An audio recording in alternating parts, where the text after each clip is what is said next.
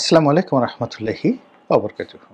সম্মানিত দর্শক, বাংলাদেশের রাজনীতি এখন অনেকটা আপা কেন্দ্রিক হয়ে গেছেন। আপা আসবেন, আপা আসবেন না। আপা টুস করে ঢুকে পড়বেন কিংবা আপা টুস করে ঢুকে পড়বেন না। আপাকে ধরে আনা হবে, ফাঁসিতে লটকানো হবে, অথবা আপার একটি কেশাগ্রে স্পর্শ করার ক্ষমতা হবে না। আপাকে নিয়ে ভারত রাজনীতি করছে। শেষ পর্যন্ত আপাকে ভারত সেই যে তাদের নেগোশিয়েবল ইনস্ট্রুমেন্ট হিসেবে বাংলাদেশের বর্তমান সরকার অথবা আগামী দিনের সরকার তাদের সঙ্গে একটা নেগোসিয়েশন করে আপাকে একেবারে ভারত বাংলাদেশের হাতে তুলে দেবেন, অথবা আপা ভারতের রাজস্বিক মেহমান আজিম বা দ্য রয়্যাল গেস্ট এ হিসেবে তিনি সেখানে আছেন। তার ইজ্জত, ভারতের ইজ্জত, তার সম্মান, তার আব্রু, তার সুখ এবং স্বাচ্ছন্দ্য, এটি ভারত রাষ্ট্রের যে স্বাধীনতা এবং সার্বভৌমত্ব এটির প্রতীক।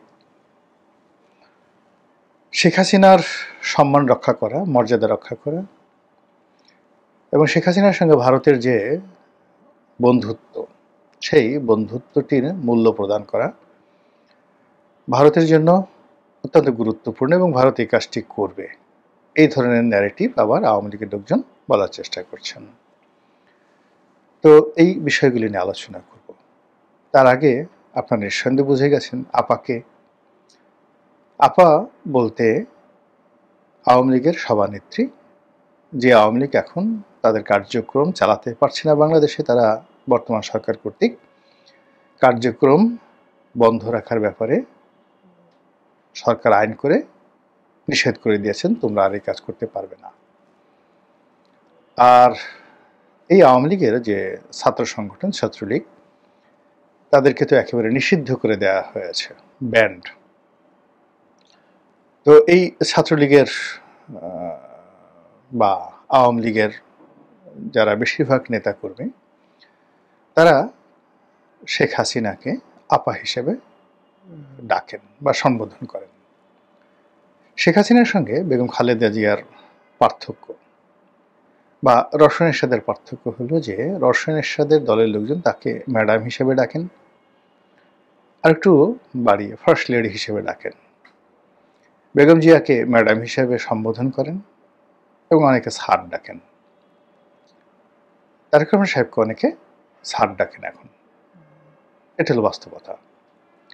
অন্যদিকে আওয়ামী লীগের একেবারে সেই তৃণমূলের গ্রামের যে চৌকিদার আওয়ামী লীগ করে, সেও শেখ হাসিনাকে আপা ডাকেন। আর ওবায়দুল কাদের সাহেব তিনিও আপা ডাকেন। আর নরেন্দ্র মোদী সাহেব তিনিও তাকে আপা বা বহিনজি বলে ডাকেন। এই জন্য আপা বলতে আসলে বাংলাদেশের রাজনীতিতে শেখ হাসিনাকে বোঝানো হয়। তো এই যে গত বছর 24শে আগস্টের পর, মানে 24শে আগস্ট না, গত বছর মানে 2024 সনের আগস্ট মাসের 5 তারিখের পর শেখ হাসিনাকে নিয়ে নানা রকম ট্রল করা হচ্ছে। আবার আওয়ামী লীগের যারা লোকজন রয়েছেন তারা শেখ হাসিনাকে সামনে রেখে নানা রকম ভয়, ভীতি, আতঙ্ক তাদের প্রতিপক্ষকে দেখাচ্ছেন।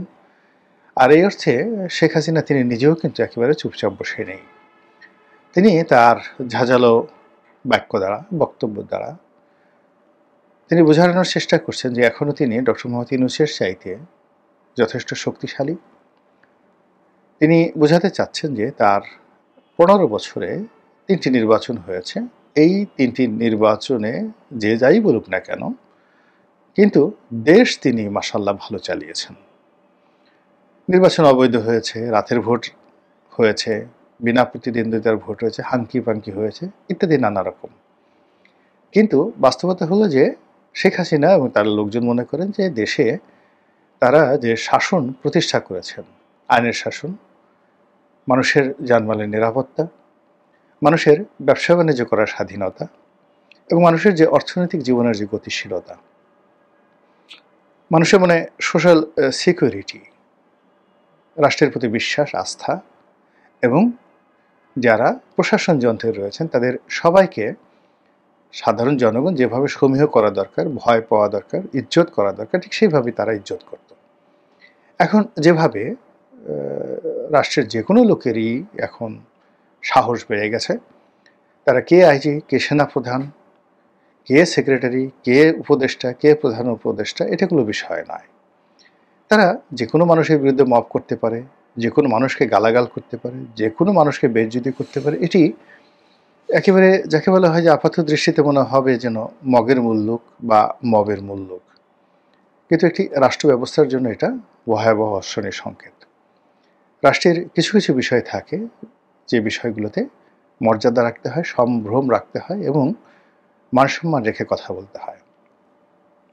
তো শেখ হাসিনা যারা লোকজন মনে করেন যে এই রাষ্ট্রের যে জায়গাগুলো রয়েছে সম্মানের, ভয়ের, মর্যাদা দেওয়ার, ঠিক সেই জায়গাতে তার দল আওয়ামী লীগ এবং শেখ হাসিনা এবং আওয়ামী লীগের সরকার সুন্দর একটি দায়িত্ব পালন করেছেন এবং জনগণ এখন বুক থাপড়িয়ে, বুক চাপড়িয়ে হাহাকার করছে, এ আমরা কি করলাম, হে আল্লাহ, এ আমরা কি করলাম, যে লাউ সে কদু তো এখন আর হচ্ছে না, আমরা কাকে তাড়িয়ে আমরা সেই রত্ন ফেলে ছাই খেলাম, আমরা সেই যাকে বলা হয় পোলাও কুরমা, কালিয়া কুপ্তা বাদ দিয়ে পচা কুমড়া নিয়ে এখন আমরা খাচ্ছি, পচা কুমড়া মাথায় নিয়ে নাচছি, এ কি করলাম, এটা আওয়ামী লীগের লোকজন মনে করেন।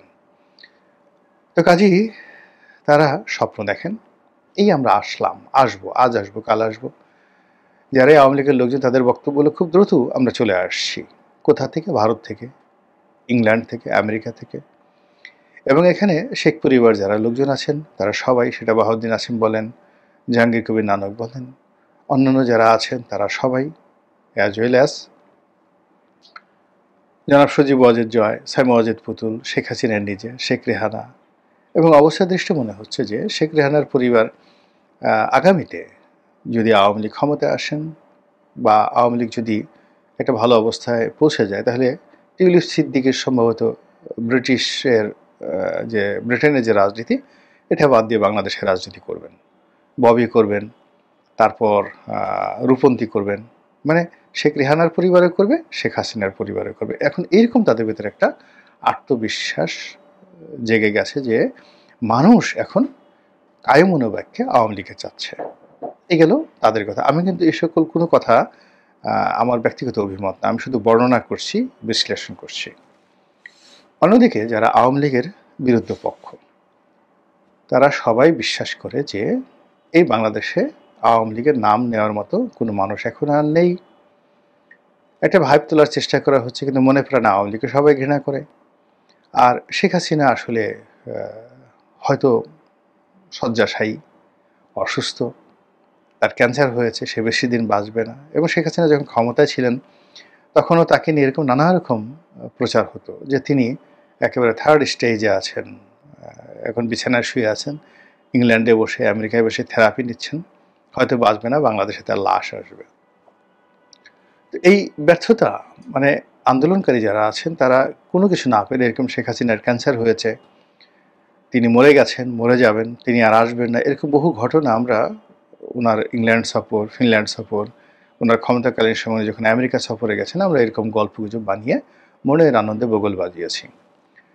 তারপর যখন দেখতে পেলাম যে শেখ হাসিনা ফিরে আসছে, এয়ারপোর্টে এসে সে আগের চাইতে আরও শক্তিশালী ভাবসাব দেখাচ্ছে, হাত দুটোকে মুষ্টিবদ্ধ করে প্রতিপক্ষকে হুমকি দিচ্ছে, ধামকি দিচ্ছে, এরপর সংবাদ সম্মেলন করে সাংবাদিকদেরকে নিয়ে চিরাচরিত তার যে অভ্যাস, সে অভ্যাস অনুযায়ী ঠাট্টা মস্কারা করছেন ইত্যাদি। তখন শেখ হাসিনা যারা বিরোধী, তাদের যে কী কষ্ট, অনেকে হয়তো মনে হতো যে এর চেয়ে মরে যাওয়া ভালো, আল্লাহ এত মানুষের মৃত্যু দেয়, আমার কেন মৃত্যু দেয় না। তারপরে অনেকে হয়তো আত্মহত্যা করতে চাইতো, কিন্তু গলায় দড়ি দিয়ে মরা, বিষ খাওয়ায় খুব কঠিন একটা বিষয়। সহজে মানে আত্মহত্যা করা কিন্তু খুব সাহসের একটা বিষয়, যেন তেন মানুষ কিন্তু আত্মহত্যা করতে পারে না। আপনি চিন্তা করেন তো যে ২০তলা একটা বিল্ডিং থেকে লাফ দিবেন, এই কথা মনে করে আপনি ২০তলার উপরে উঠেন এবং নিচের দিকে তাকান, দেখবেন বেশিরভাগ ক্ষেত্রে আপনি সেন্সলেস হয়ে পড়ে গেছেন। অথবা একটা গাছের মানে উপরে উঠে আপনি লাফ দিবেন, আপনি গাছে উঠতে পারবেন না ভয়ের চোটে, হাত পা থর থর করে কাঁপবে। আপনি বন জঙ্গলে মনে করেন যে সাপ আপনাকে একটা কামড় দিলে আপনি মরে যাবেন। তো একটা সাপ যদি আপনার সামনে এনে ছেড়ে দেওয়া হয়, আপনি কাপড় খুলে দৌড় দিবেন, ওরে বাবা গো, ওরে মা গো, আমি বাঁচতে চাই। তো সেখানে যারা আত্মহত্যা করতে চায়, সে আত্মহত্যা করার যদি সাহস থাকতো বা থাকে কারো, তাহলে তার পক্ষে আসলে শেখ হাসিনার বিরুদ্ধে আন্দোলন করা, স্বৈরাচারের বিরুদ্ধে আন্দোলন করা এটা কোনো সমস্যাই নয়। আত্মহত্যা অনেক কঠিন একটা বিষয়, এটা সবাই পারে না, সবাই শুধু বাঁচতে চায়। তো সেই অর্থে যারা শেখ হাসিনার বিরুদ্ধে আন্দোলন করতে ব্যর্থ হয়েছিল, তাদের অনেকের আত্মহত্যার স্বাদ জেগেছিল, কিন্তু তাদের সাধ্য হয়নি। তো এই অবস্থায় শেখ হাসিনার পতন হলো। এখন আবার নতুন করে এই গত 14 মার্চ চলে গেল, নতুন করে আবার সেই শেখ হাসিনা আসবে ইত্যাদি ইত্যাদি কথাবার্তা হচ্ছে। এখানে শেখ হাসিনা বিরোধী যারা লোকজন আছেন তারা আগের মতোই ঠাট্টা করছেন যে না, আপা আর আসবেন না, তার পক্ষে আসা সম্ভব নয়। আর এক পক্ষ বলার চেষ্টা করছেন, আগে যেভাবে বলতেন ক্যান্সার হয়েছে, এখন আবার সে বলার চেষ্টা করছেন যে আবার ক্যান্সার হয়েছে। আগের বার যখন ক্যান্সার হয়েছিল, মানে শেখ হাসিনা যখন ক্ষমতা, তখন তার বয়স হয়তো 73, 74, 75 বছর ছিল। এখন তো শেখ হাসিনার বয়স প্রায় সেই 1 বছর আরও বেড়ে এখন 78 বছর হয়ে গেল। তো 78 বছর একটা মানুষের যদি হয়, তাহলে কি সে আর বাঁচে? এটা তো দ্বিতীয় যুক্তি। তারপরে সবার বক্তব্য হলো যে তিনি কেন ভিডিও ফুটেজে দেখা দিচ্ছেন না, কেন ভিডিও কলে তিনি উপস্থিত হচ্ছেন না। তিনি কেবল অডিও ফুটেজ দিচ্ছেন এবং এখন এআই জেনারেট করে একদম শতভাগ যে কোনো মানুষের কণ্ঠ, যে কোনো মানুষের বক্তব্য এবং তার ধরন প্রকৃতি একেবারে হুবহু সেটা করা সম্ভব। অতি সম্প্রতি আপনি দেখেছেন আমাদের যে বাংলাদেশের বীর মুক্তিযোদ্ধা জনাব ফজলুর রহমান, অ্যাডভোকেট ফজলুর রহমান, তো তার একটা বক্তব্য ব্যঙ্গ করা হয়েছে। তিনি বলেছেন যে আমার যদি ক্ষমতা আসে আমি বিষ খাবো। তো জনাব ফজলুর রহমানের একটা ভিডিও ফুটেজ ব্যবহার করে তার হাতে বিষের বোতল ধরিয়ে যেভাবে তাকে খাওয়ানো হয়েছে আর যেভাবে তিনি সেই খাওয়ার পরে সারা শরীর ঝাঁকে দিয়েছেন, একেবারে আপনার কাছে মনে হবে শতভাগ 100% এই জনাব ফজলুর রহমান 1 বোতল বিষ খেয়েছেন। তো এটা এআই দিয়ে তৈরি করা হয়েছে। এখন সেই এআই দিয়ে শেখ হাসিনার ভাষা, বক্তব্য, কথাবার্তা প্রচার করা এটা কোনো বিষয় নয়। এবং এটার উপর একটা আশা করে, ভরসা করে শেখ হাসিনা যারা বিরোধী তারা বলার চেষ্টা করছেন যে শেখ হাসিনা যে সকল অডিও বার্তাগুলো আসছে এগুলো মূলত শতভাগ এআই জেনারেটেড। কাজেই আপা আর কখনো আসবেন না।